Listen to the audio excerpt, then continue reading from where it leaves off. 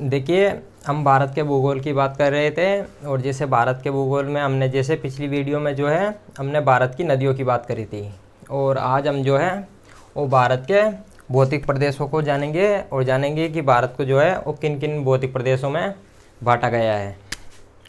भौतिक प्रदेशों का सीधा सीधा मतलब है जहाँ पर जो है एक जैसी संरचनाएं हैं, तो उनको जो है भौतिक प्रदेश कहा जाता है। जैसे यहाँ पर देख लेते हैं कि भारत को जो है वो किन किन भौतिक प्रदेशों में बांटा गया है।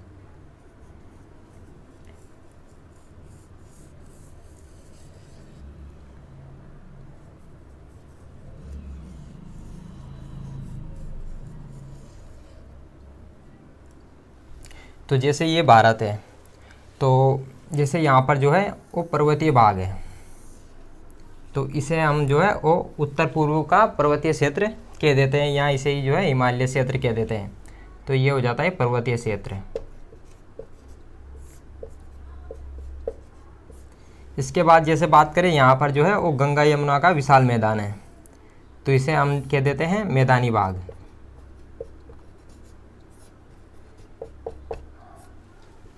इसके बाद जैसे यहाँ पर देखें तो ये जो है ये यहाँ पर पठारी पठार है, तो इसे हम कह देते हैं प्रायद्वीपीय पठार। प्रायद्वीपीय पठार। इसके बाद जैसे यहाँ पर देखें तो ये जो है यहाँ पर तट है, ये जो भूमि है ये तटीय भाग से जुड़ जाती है, तो इसे हम कह देते हैं तटीय क्षेत्र। तटीय क्षेत्र या तटीय भाग। इसके बाद जैसे बात करें यहाँ पर जो है वो कुछ द्वीप हैं, जैसे कि लक्षद्वीप, तो ये हो जाते हैं द्वीप समूह। और यहाँ पर जो है अंडमान निकोबार द्वीप है, तो ये भी है भौतिक प्रदेशों में इनको शामिल किया जाता है। अब जैसे बात करें यहाँ पर जो है ये मरुस्थलीय क्षेत्र है, यहाँ पर जो है वो मरुस्थलीय है। तो कुछ किताबों में मरुस्थल को भी जो है भौतिक प्रदेश में शामिल कर लेते हैं और कुछ में नहीं करते हैं। तो ये भौतिक प्रदेश हो जाते हैं भारत का 1 2 3 4 5, अगर मरुस्थल को शामिल करें तो 6। तो भारत को मुख्यतः जो है मुख्य रूप से जो है मरुस्थल को छोड़ दें तो मुख्य रूप से जो है भारत को 5 भौतिक प्रदेशों में बांटा गया है। एक बार और देख लेते हैं। जैसे भौतिक प्रदेशों का मतलब होता है जहाँ पर एक जैसी संरचनाएं स्थित हो। जैसे यहाँ पर जो है वो पहाड़ है, तो हमने इसे कह दिया पर्वतीय क्षेत्र। यहाँ पर मैदान है, गंगा यमुना का यहाँ पर जो है विशाल मैदान है, तो इसे कह देते हैं हम मैदानी क्षेत्र। यहाँ पर पठारी पठार है, तो इसे कह देते हैं प्रायद्वीपीय पठार। प्रायद्वीपीय का मतलब होता है जो 3 तरफ से जो है जल से घिरा हुआ हो। तटीय क्षेत्र का मतलब होता है जिसकी जो भूमि हो वो जल को छूती हो। और यहाँ पर जो है ये द्वीप समूह आ जाता है, अंडमान निकोबार द्वीप समूह तथा लक्षद्वीप। तो ये भौतिक प्रदेशों का, ये भारत को जो है 5 भौतिक प्रदेशों में बांटा जाता है। अब आज हम जो है पर्वतीय क्षेत्र, जिसे यहाँ के हिमालय क्षेत्र, इसकी आज हम बात करेंगे और जानेंगे कि जो है हिमालय क्षेत्र को और कौन कौन से अलग अलग भागों में बांटा गया है। तो आज हम जो है वो हिमालय पर्वतीय क्षेत्र की बात करेंगे।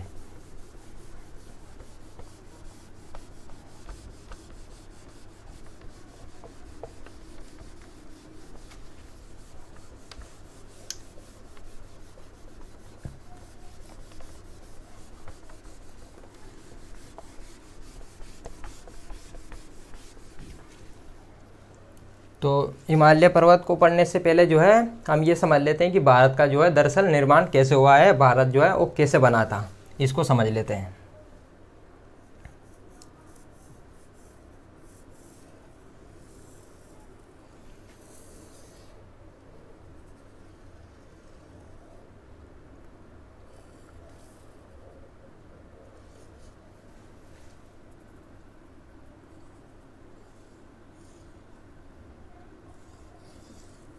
तो बात करें तो ये है अफ्रीका, ये है अफ्रीका, और यहाँ पर जो था वो था अपना भारत। अफ्रीका से जो है ये सटा हुआ था, और ये क्षेत्र है मेडागास्कर। तो लगभग ये बात है लगभग आज से 6.5 करोड़ वर्ष की, इतनी पुरानी ये बात है।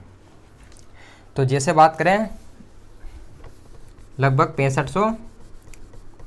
65 मिलियन जो है वर्ष पुरानी बात है। तो यहाँ पर जो है ये अपना भारत था। तो जैसे बात करें धीरे धीरे ये भारत जो है ये उत्तर की तरफ खिसकना इसने शुरू कर दिया और धीरे धीरे जो है ये उत्तर की तरफ बढ़ने लगा। जिससे बात करें जब ये भारत उत्तर की तरफ खिसक रहा था तो इसी समय जो है इसमें खनिजों का निर्माण हो चुका था।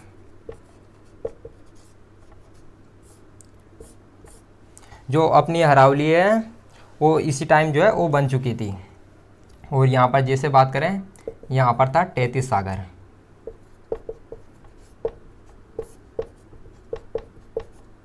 और ऊपर है यूरेशिया। तो भारत जो है वो यहाँ पर आकर जो है वो टकरा गया। और ये जैसे ये हो जाती है, एक तरफ थी इंडियन प्लेट और दूसरी तरफ थी एशियन प्लेट। तो इंडियन प्लेट तथा एशियन प्लेट की जो है वो टक्कर जो है वो शुरू होने लग गई।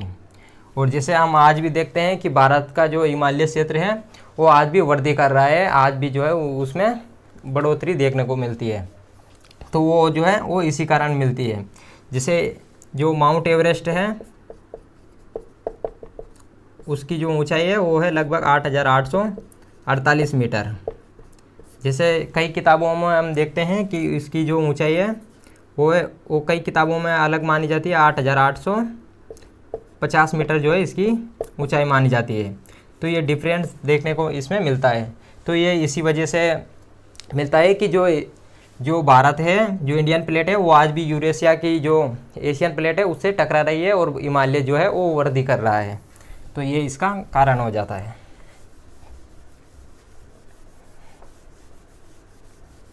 अब हम देख लेते हैं कि हिमालय क्षेत्र को जो है वो कौन कौन सी श्रेणियों में बांटा गया है।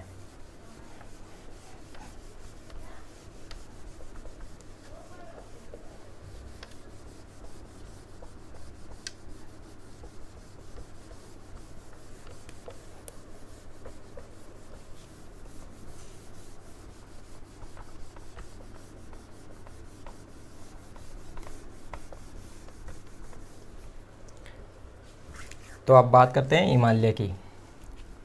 तो जैसे बात करें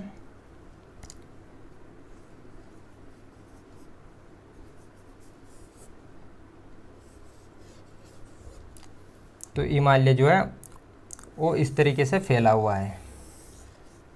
यहाँ पर जैसे बात करें सिंधु नदी की, तो सिंधु से ये जो है ये ब्रह्मपुत्र नदी तक जो है ये फैला हुआ है। और लगभग ये फैला हुआ है 2400 किलोमीटर की लंबाई में। जैसे बात करें यहाँ पर, तो यहाँ पर जो है वो है जम्मू कश्मीर। तो जम्मू कश्मीर में जो है इसकी अधिकतम जो चौड़ाई है वो 400 किलोमीटर जो है, सबसे अधिक चौड़ा जो है ये जम्मू कश्मीर में देखने को मिलता है। और जैसे बात करें अरुणाचल प्रदेश की तरफ, तो लगभग यहाँ पर जो है ये 160 किलोमीटर में जो है इसकी यहाँ पर चौड़ाई है। तो पूर्व की तरफ जो है हिमालय वो कम चौड़ा देखने को मिलता है। तो इसकी जो है इस तरीके से श्रेणियाँ हैं। सबसे ऊपर बात करें जैसे यहाँ पर है ट्रांस हिमालय, यहाँ पर जो है ग्रेट हिमालय या महान हिमालय, इसके बाद लघु हिमालय और नीचे जो है वो है शिवालिक। तो हम इनको जो है एक एक करके पढ़ लेते हैं।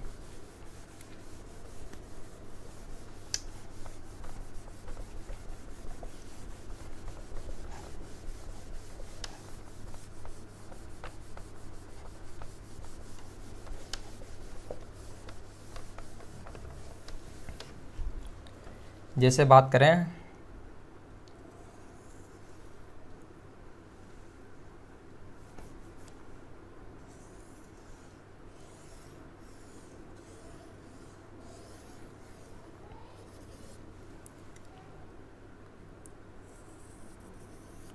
तो इस तरीके से जो है ये हिमालय है। जैसे इसकी बात करें तो ये है ट्रांस हिमालय, ये है महान हिमालय, ये है लघु हिमालय और यहाँ पर है शिवालिक। और यहाँ पर जैसे आ जाता है ये मैदान भाग।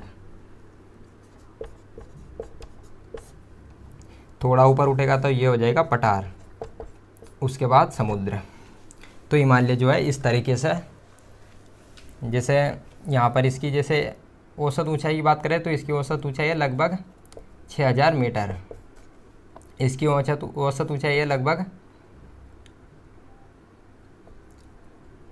4500 मीटर, और शिवालिक की औसत ऊंचाई है लगभग 1100 मीटर। तो सबसे ऊंचा जो है वो महान हिमालय जो है एवरेज है, इसकी औसत ऊंचाई एवरेज में है 6000 मीटर।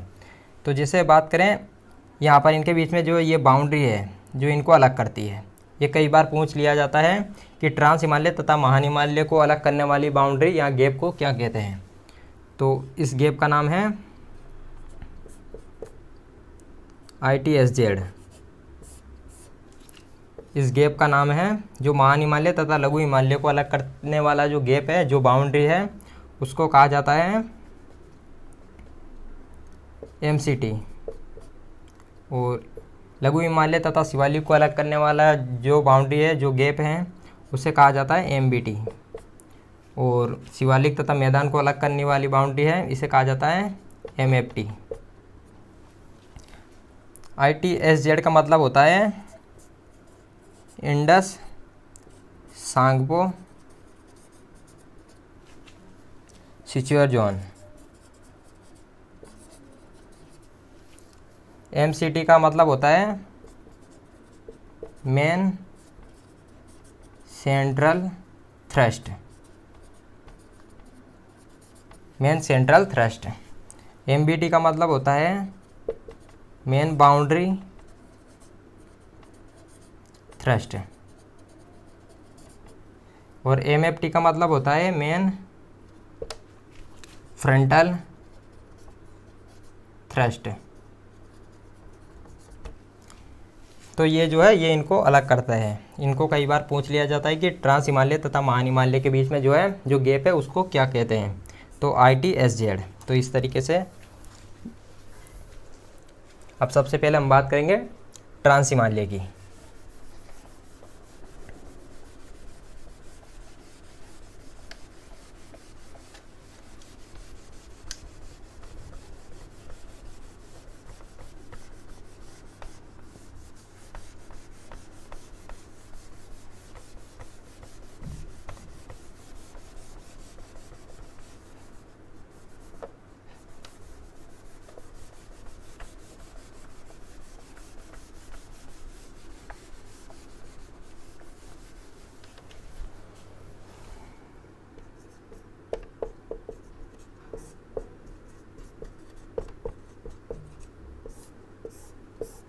तो सबसे पहले हम बात करेंगे ट्रांस हिमालय की। तो जैसे बात करें जो वर्तमान का हिमालय है ये उससे भी पहले बन चुका था ट्रांस हिमालय। और जैसे इसकी बात करें ट्रांस हिमालय की, तो इसका जो अधिकांश भाग है, जो आधे से ज़्यादा भाग है, वो है तिब्बत में। तो इसे जो है हम तिब्बत हिमालय भी कह सकते हैं।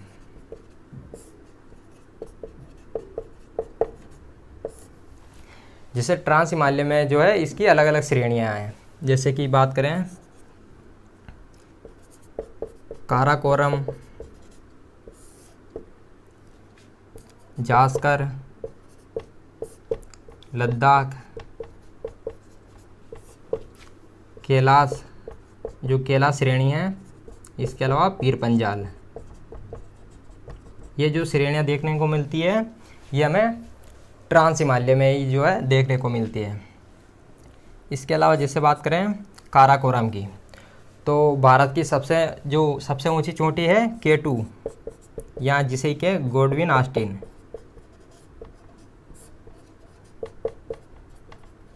K2 या गोडविन ऑस्टिन, जिसकी ऊंचाई है लगभग 8611 मीटर, जो कि भारत की सबसे ऊंची चोटी है, वो काराकोरम श्रेणी में ही स्थित है K2। इसके अलावा जैसे दूसरी सबसे ऊंची चोटी की बात करें, जैसे यहाँ पर जो है एक और ऊंची चोटी है K4, जिसे के गेसर ब्रूम। K4 का दूसरा नाम है गेसर ब्रूम। तो ये भी जो है यहीं पर स्थित है। अब जैसे बात करें यहाँ पर लद्दाख में एक चोटी स्थित है राकापोसी। राकापोसी स्थित है लद्दाख में। तो राकापोसी जो है वो दुनिया की सबसे बड़ी जो है ढाल वाली चोटी है। तो ये दुनिया की सबसे बड़ी ढाल वाली चोटी है राकापोसी, जो कि लद्दाख में स्थित है। और जैसे बात करें लद्दाख व जास्कर की, जब हम सिंधु नदी की बात कर रहे थे तो हमने पढ़ा था कि सिंधु नदी जो है वो लद्दाख तथा जास्कर इन दो श्रेणियों के बीच से होकर जो है गुजरती है। और बात करें यहीं पर जो है ट्रांस हिमालय में जो है वो है नुब्रा नदी, जो कि श्योक नदी की सहायक नदी है। और श्योक नदी जो है वो सिंधु नदी की सहायक नदी है। और जैसे जो सियाचिन ग्लेशियर है, जो कि दुनिया का सबसे ऊंचा युद्ध क्षेत्र माना जाता है, तो वो सियाचिन जो है वो नुब्रा नदी के उत्तर में जो है स्थित है। ये प्रश्न पूछा गया था यूपीएससी 2021 में कि सियाचिन जो ग्लेशियर है वो कहाँ पर स्थित है, तो उसका सही जवाब था नुब्रा नदी के उत्तर में। अब जैसे बात करें ट्रांस हिमालय में जो है कुछ ग्लेशियर भी है, उनको देख लेते हैं।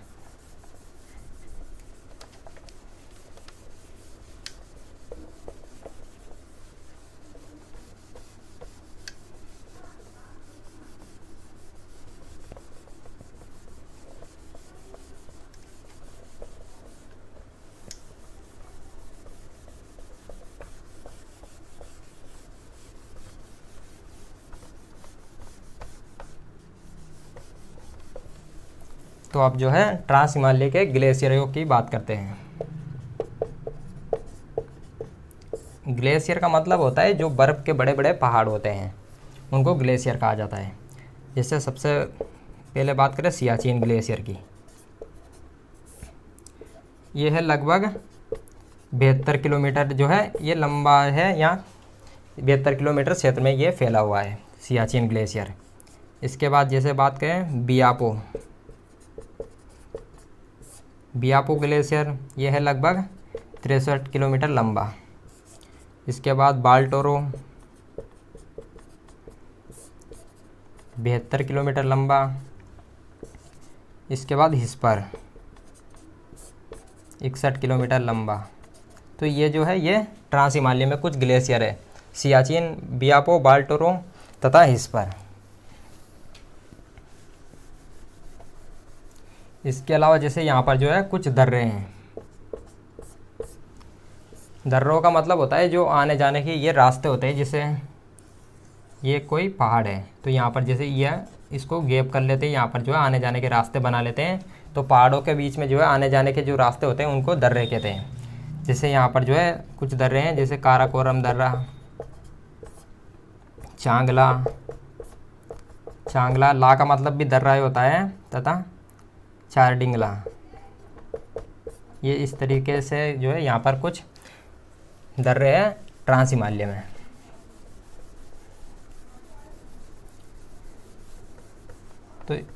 तो ये तो बात हो गई ट्रांस हिमालय की।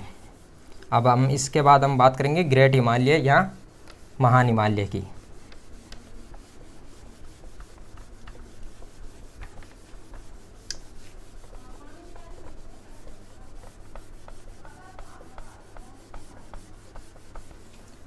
तो अब हम बात करेंगे महान हिमालय या ग्रेट हिमालय की।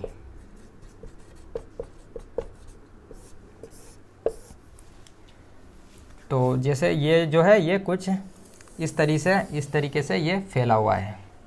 यहाँ पर पश्चिम में है नंगा पर्वत और पूर्व में है नामचा बरुआ। नंगा पर्वत से नामचा बरुआ पड़ता है अरुणाचल प्रदेश में। तो जैसे इसकी जो महान हिमालय है इसकी औसत ऊंचाई है लगभग 6000 मीटर।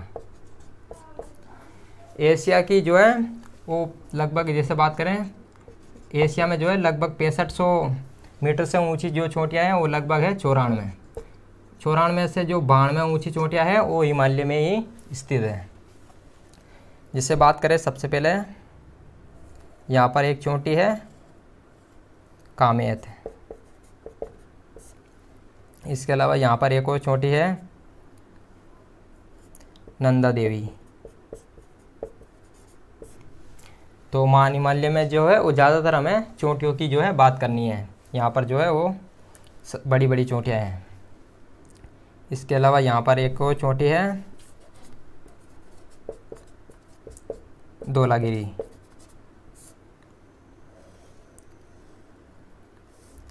इसके अलावा अन्नपूर्णा,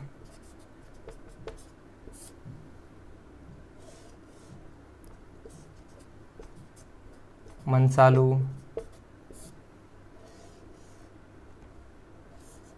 गौरीशंकर।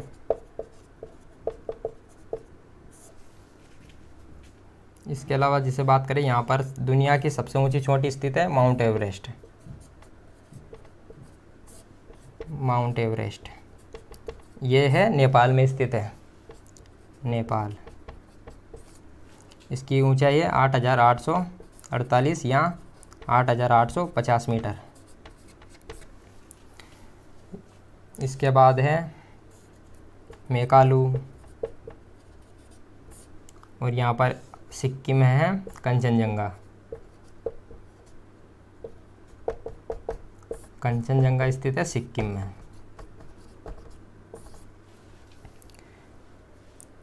तो ज़्यादातर जो चोटियाँ हैं वो हमें नेपाल में देखने को मिलती है, और कंचनजंगा जो है वो सिक्किम में स्थित है। तो ये महान हिमालय में जो है कुछ महत्वपूर्ण चोटियाँ हैं।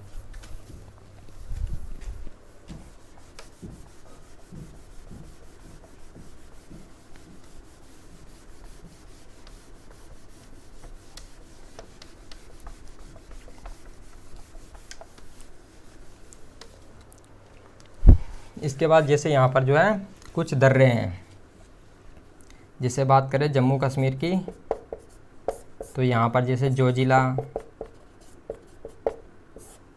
बुर्जिल, ये इस तरीके से दर्रे हैं। जैसे बात करें हिमाचल प्रदेश की, तो हिमाचल प्रदेश में जैसे कि सिपकिला, रोहतांग, बारालाचा, ये इस तरीके से हिमाचल में दर्रे हैं। उत्तराखंड की बात करें तो उत्तराखंड में जैसे लिपुलेख, माना, नेती, इस तरीके से जो है उत्तराखंड में दर्रे हैं। जैसे सिक्किम में स्थित है, सिक्किम की बात करें तो सिक्किम में जैसे कि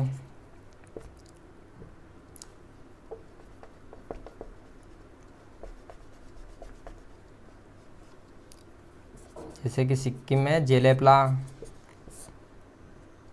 तो सिक्किम में जो है इस तरीके से कुछ यहाँ पर दर्रे हैं। तो आज हम जो है वो महान हिमालय तक जो है इसकी बात करते हैं, और इसके बाद हम जो है वो लघु हिमालय की बात करेंगे।